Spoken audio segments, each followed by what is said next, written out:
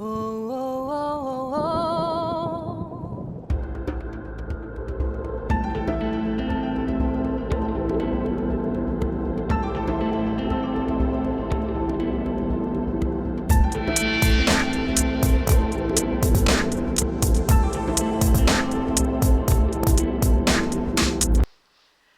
Bonjour à tous et bienvenue dans notre 34e étude de l'évangile de Matthieu. Dans cette 34e étude, nous sommes toujours au chapitre 5 de l'évangile de Matthieu et nous allons nous intéresser aux versets 38 à 42. Le chapitre 5 de l'évangile de Matthieu s'ouvre sur le discours sur la montagne, les béatitudes, que nous avons vu et étudié lors de l'étude numéro 21. Et dans la continuité de son discours, Jésus-Christ va opérer une réforme de la loi morale établie par l'homme pour en ressortir uniquement la vérité, c'est-à-dire pour l'épurer de la tradition humaine. Petit à petit, Jésus-Christ va détruire le venin du mensonge de la loi morale humaine par la vérité de Dieu, et cela va concerner toutes les instances de nos vies. Dans l'étude qui nous intéresse aujourd'hui, dans ces versets 38 à 42 du chapitre 5 de l'évangile de Matthieu, Jésus-Christ revient sur la loi du talion. La loi du talion, œil pour œil, dent pour dent. Et il va revenir sur cette loi pour en faire une loi d'amour, une loi de paix. Fini de rendre le mal à celui qui nous fait du mal. Au lieu de cela, Jésus-Christ demande de rendre le bien à celui qui nous fait du mal et de ne pas chercher à convaincre ou à discuter avec le mauvais. Rappelons que Matthieu adresse son évangile à des croyants qui connaissent les coutumes juives et que son but est de montrer que Jésus est le Christ, le Messie, annoncé par les prophéties. Il est certainement l'évangéliste qui fait le mieux comprendre que le Nouveau Testament est éclairé par l'Ancien Testament, lequel ne se comprend qu'à la lumière du Nouveau Testament. Ceci étant dit, commençons notre étude par la lecture de ces quelques versets, les versets 38 à 42 du chapitre 5 de l'évangile de Matthieu.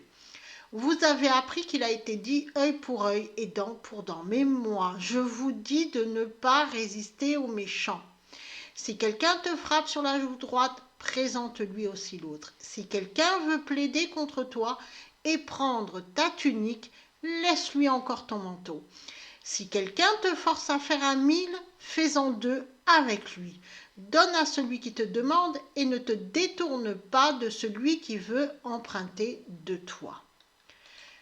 La loi du talion, œil pour œil, dent pour dent, à laquelle Jésus fait référence ici au niveau du verset 38, est une règle de droit, un principe juridique qui exige que celui qui est reconnu coupable d'une infraction doive subir une punition qui correspond à l'infraction commise. Si je vole, on me vole, ou alors on me coupe la main. C'est ce que maintenant voilà comment cette loi du talion a été comprise dans certaines cultures. Ainsi, quelqu'un qui frappe quelqu'un doit être frappé à son tour. Quelqu'un qui tue quelqu'un doit être puni de mort. Cette loi du talion puise son origine dans le code de Hammurabi, un texte juridique babylonien daté d'environ 1750 avant Jésus-Christ. Donc c'est très très vieux. Le but de ce code était d'éviter que les victimes ne se fassent justice elles-mêmes. Je le rappelle, il vient de Babylone, donc même pas de chez les Hébreux, les Juifs, d'accord ? Donc Dieu, puisque les Juifs côtoyaient les Babyloniens, et donc ils voyaient faire cette chose, Dieu avait permis aux Juifs d'adopter cette loi afin qu'ils ne se vengent pas eux-mêmes de l'acte commis, car la vengeance appartient au Seigneur. Ainsi, tout crime a été codifié et tout crime méritait une punition à la hauteur du crime commis. Et cela, c'était pour eux se faire justice. Mais c'était à la justice humaine, au tribunal humain de rendre la sentence, et non à la victime de se faire justice. Ainsi, on empêchait la victime d'être emportée par la colère, d'avoir des idées de vengeance, de se faire justice elle-même. On remettait tout devant la cour, une cour de justice humaine. Jésus-Christ va renverser cette loi du talion en lui apposant la loi d'amour. On ne se venge pas, on ne cherche plus à faire le mal à celui qui nous a fait mal, on ne cherche plus à ce que le coupable soit puni par la loi humaine. On laisse Dieu s'en charger et l'on prie pour que le coupable se repente de son acte. Cette loi du talion, encore à l'usage de nos jours, a permis l'établissement de la peine de mort, par exemple, et plein d'autres choses encore. Or, la parole de Dieu est très claire. On ne doit pas décider de la mort de quelqu'un, même du meurtrier, même du psychopathe. Et l'on ne doit encore moins chercher à se venger ou chercher à se faire justice. On va voir tout cela en détail. Commençons par relire le verset 38. Vous avez appris qu'il a été dit œil pour œil et dent pour dent. C'est la loi du talion. La loi du talion, œil pour œil, dent pour dent, on la retrouve au Deutéronome, chapitre 19, verset 21. Tu ne jetteras aucun regard de pitié, œil pour œil, dent pour dent, main pour main, pied pour pied. Et au Lévitique, chapitre 24, versets 19 à 21, si quelqu'un blesse son prochain, il lui sera fait comme il a fait. Fracture pour fracture, œil pour œil, dent pour dent. Il lui sera fait la même blessure qu'il a faite à son prochain. Celui qui tuera un animal le remplacera, mais celui qui tuera un homme sera puni de mort.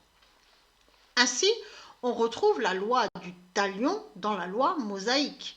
Et pourtant, dans cette même loi mosaïque, on retrouve les 10 commandements, dont le fameux « tu ne tueras point ». Et là, Dieu semble se contredire. Dieu peut-il se contredire? Non, bien sûr que non. Donc, ce que l'on prend pour une contradiction, en réalité, n'en est pas une. On va regarder ça. En réalité, cette loi du talion a permis de poser un cadre juridique et de faire en sorte que les victimes ne se vengent pas d'elles-mêmes, mais s'en remettent à la justice humaine pour obtenir réparation.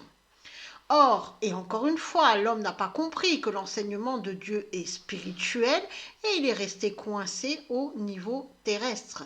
Quand Caïn a tué Abel, Dieu a cherché à provoquer le repentir de Caïn.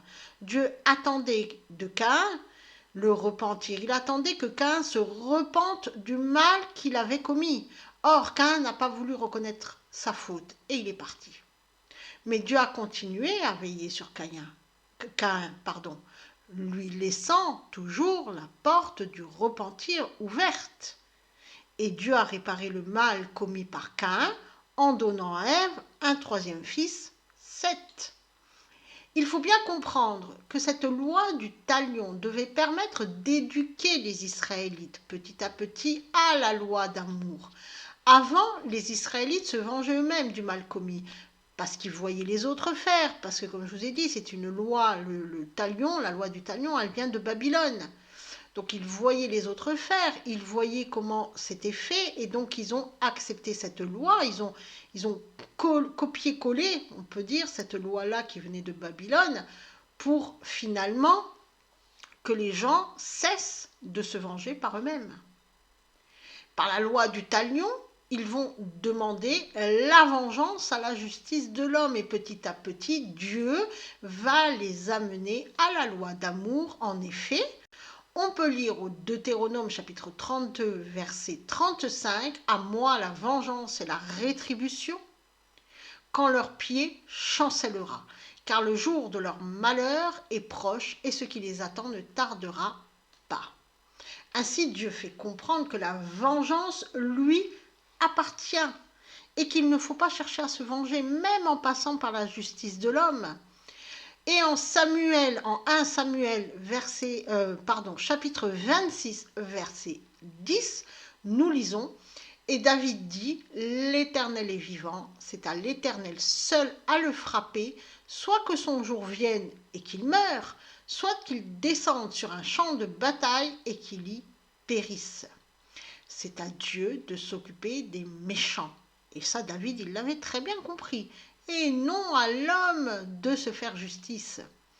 Et au Proverbe, chapitre 20, verset 22, nous lisons « Ne dis pas « Je rendrai le mal », espère en l'Éternel et il te délivrera ».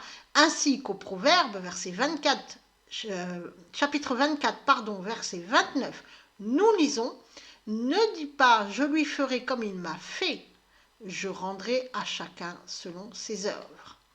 Par ces versets de l'Ancien Testament que nous venons de lire, 1 Samuel, les Proverbes, on comprend que Dieu avait déjà aboli la loi du talion et qu'il demandait aux Israélites d'espérer en lui afin d'être délivrés du mal commis par autrui à son encontre.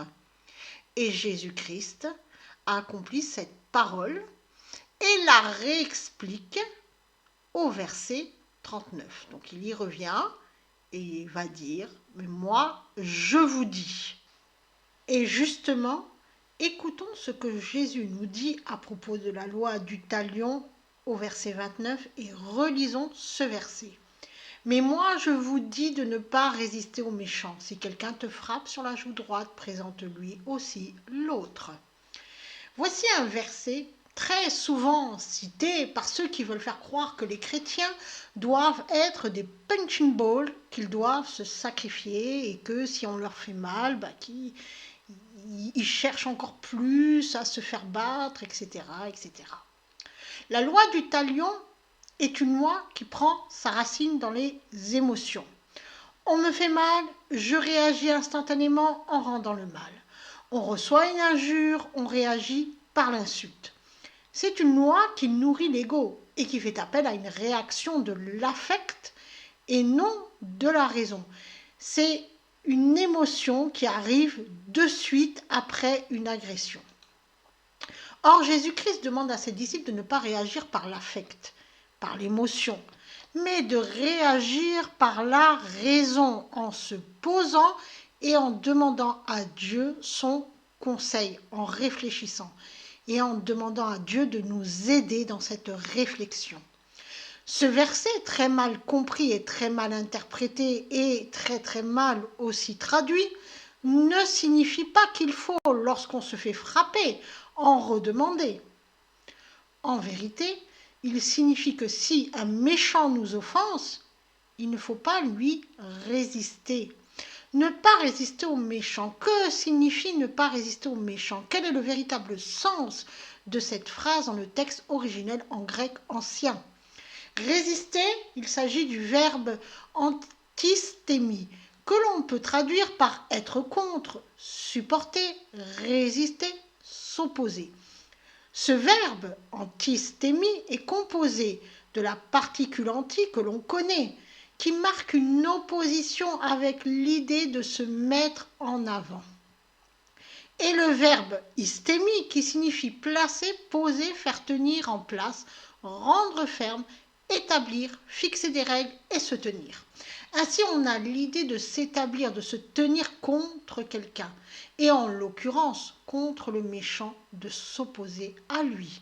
Dans le texte grec originel, le verbe antistémie est à l'aoriste passif et à l'infinitif, c'est-à-dire que ce que dit en réalité Jésus-Christ est valable tout le temps, pour toutes les générations, à chaque époque qui ont traversé, toutes les époques qui ont traversé l'histoire de notre planète, et pour tous les moments de notre vie. Et le fait que le verbe est au passif, cela signifie que c'est avec l'aide de l'Esprit Saint que l'on va puiser la force de ne pas résister au méchant. Le méchant, on le rappelle, c'est ponéros. Il s'agit d'un adjectif, on l'a déjà vu, qui désigne celui qui est rempli de contrariété et de privation, celui qui est pressé et harassé par le labeur, celui qui apporte des difficultés et qui cause des peines, celui qui est mauvais par nature, l'aveugle qui marche dans les ténèbres. On retrouve ce fameux ponéros dans le Notre Père, dans la seule prière que Jésus-Christ nous a donnée, lorsque Jésus dit « Délivre-nous du mauvais » en Matthieu chapitre 6, verset 13. Ce mauvais, parfois traduit par malin ou mal, a été assimilé dans la théologie du christianisme à Satan. Or, ce mauvais n'est pas Satan. Le mauvais dont il est question ici est celui qui est rempli de contrariété et de privation, celui qui est harassé, fatigué, celui qui cause des peines, celui qui est mauvais par nature, celui qui ne voit pas la lumière. Et comme dans la prière du Notre Père, le poneros est au nominatif, il s'agit de nous-mêmes, du mal qui est en nous. Il faut comprendre que l'on demande à Dieu de nous délivrer de ce qui nous oppresse, nous fatigue, de nous délivrer de nos contrariétés, de nos privations, de nos peines, de ce qui nous aveugle et surtout de notre nature mauvaise, c'est-à-dire de l'ego. Ainsi, si l'on revient à notre texte, au verset 39 de notre texte, ce que nous enseigne ici Jésus-Christ en disant qu'il ne faut pas résister aux méchants, c'est finalement, c'est de lui tourner le dos, de ne pas essayer de se justifier ou de convaincre quelqu'un qui est aveugle et mauvais par nature, quelqu'un qui apporte des difficultés. Devant un tel personnage, Jésus-Christ nous enseigne à ne pas chercher le conflit, à ne pas entrer dans une discussion enflammée qui risquerait de nous mettre en colère, à ne pas discuter au risque de sortir de nos gonds et de commettre l'irréparable, mais de tourner les talons et de nous éloigner de ce personnage qui crée des difficultés et à confier ce mauvais à Dieu. En effet, affronter le mauvais dans le sens poneros pourrait nous faire chuter, car cela pourrait provoquer en nous de la peine, des doutes, de la colère, de la peur, des émotions donc destructrices. Et ainsi, lorsque Jésus-Christ dit « Si quelqu'un te frappe sur la joue droite, présente-lui aussi l'autre », il ne nous dit pas de chercher une autre claque. Il nous dit de ne pas essayer d'avoir le dernier mot avec le mauvais, c'est inutile. Avec quelqu'un qui est dans les ténèbres, qui a un mauvais raisonnement, qui n'est pas dans son bon sens, il est inutile de chercher à lui faire entendre raison ou à le convaincre. Ainsi, si le mauvais nous fait du mal, inutile de chercher le conflit, on n'en ressortirait pas indemne. Et cet enseignement de Jésus-Christ est résumé par l'apôtre Paul en Romains chapitre 12, versets 18 et 19. S'il est possible, autant que cela dépend de vous, soyez en paix avec tous les hommes. Ne vous vengez point vous-même, bien-aimés, mais laissez agir la colère, car il est écrit « À moi la vengeance, à moi la rétribution, dit le Seigneur ». Et cela, bien sûr, explique le verset suivant.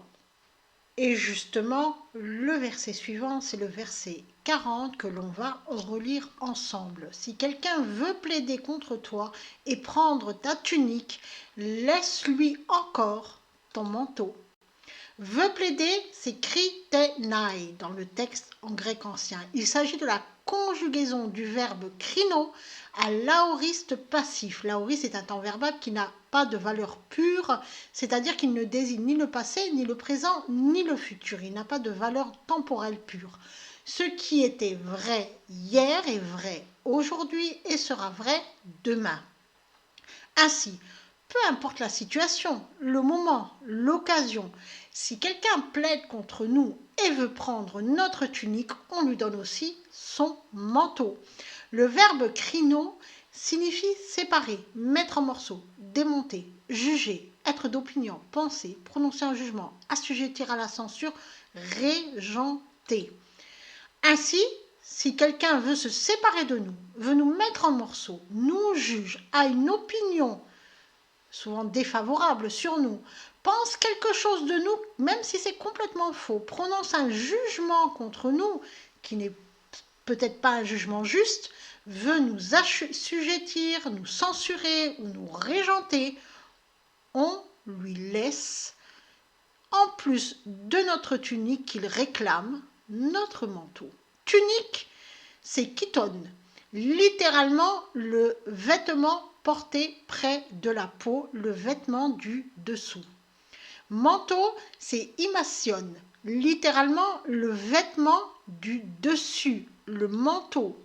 Et ainsi, on comprend que si quelqu'un veut nous dépouiller de quelque chose d'intime, de quelque chose qui est à nous, qu'on lui donne ce qu'il réclame et plus encore afin de garder la paix. N'ayons pas peur de nous dépouiller des biens de ce monde. Et parfois même, ces personnes sont envoyées par Dieu pour que l'on se dépouille des choses de ce monde qui nous retiennent prisonniers et nous empêchent d'avancer sur le chemin de Dieu. Et ces choses peuvent aussi être spirituelles. Jésus-Christ nous demande d'éviter d'aller devant la justice des hommes qui est profondément injuste, mais de faire confiance à Dieu. Il vaut mieux se délester de choses auxquelles on tenait plutôt que de risquer un procès qui nous ferait perdre la paix de l'esprit. Beaucoup veulent défendre leur cause en justice devant la justice des hommes, et un procès est très éprouvant, on n'en ressort jamais indemne. Combien de familles se sont déchirées en justice pour un héritage, par exemple? Il vaut mieux abandonner cet héritage que perdre la paix de l'esprit. Alors attention, quand je parle ici, c'est vraiment de biens matériels. Je ne parle pas, par exemple, de cette famille à qui on a arraché un enfant, à qui un meurtrier a tué un enfant.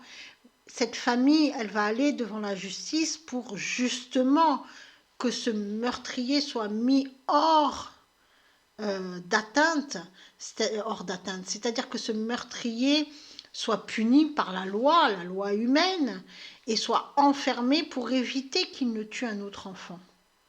Vous voyez, il faut vraiment faire du cas par cas.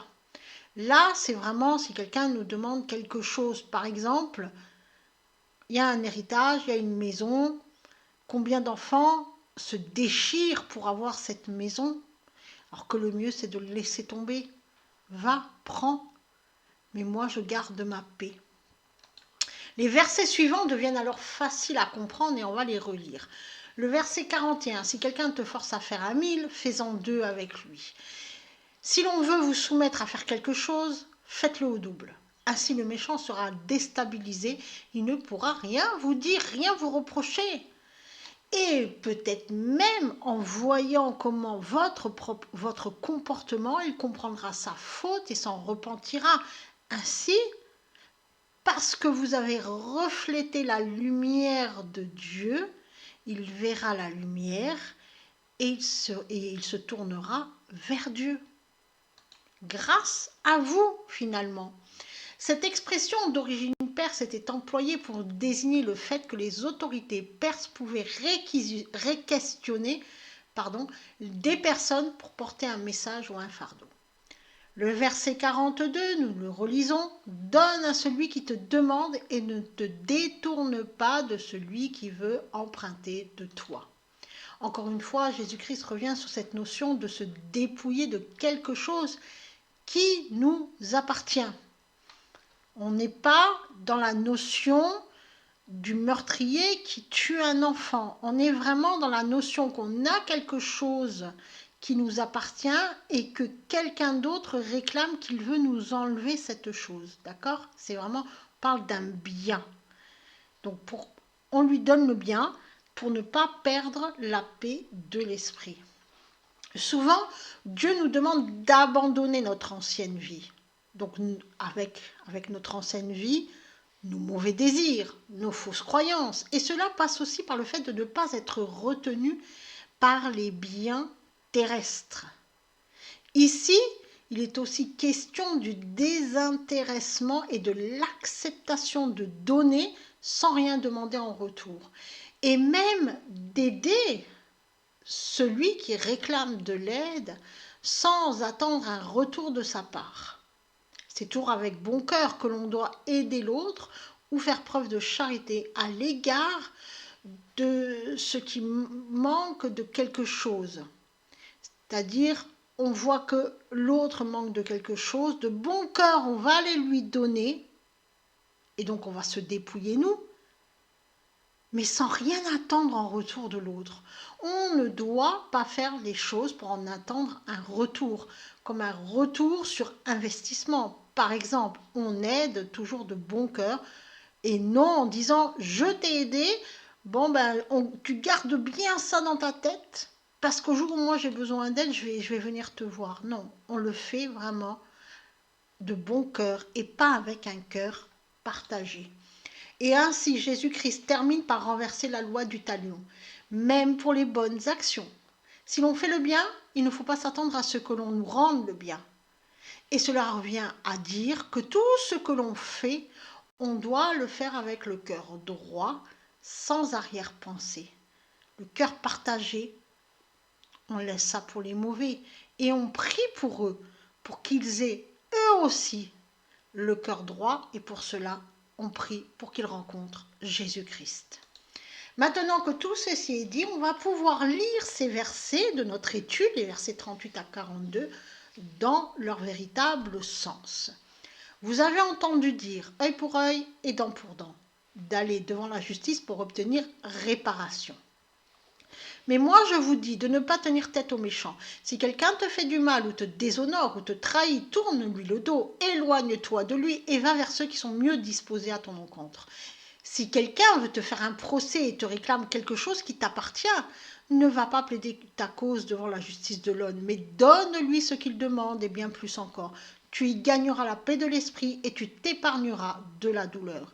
Si quelqu'un te réquisitionne et te demande d'accomplir quelque chose pour lui, s'il demande ton aide, aide-le sans rien demander en retour et sans t'attendre à un retour de sa part.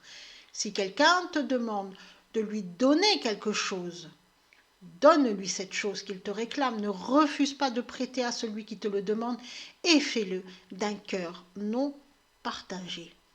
Soyez bénis.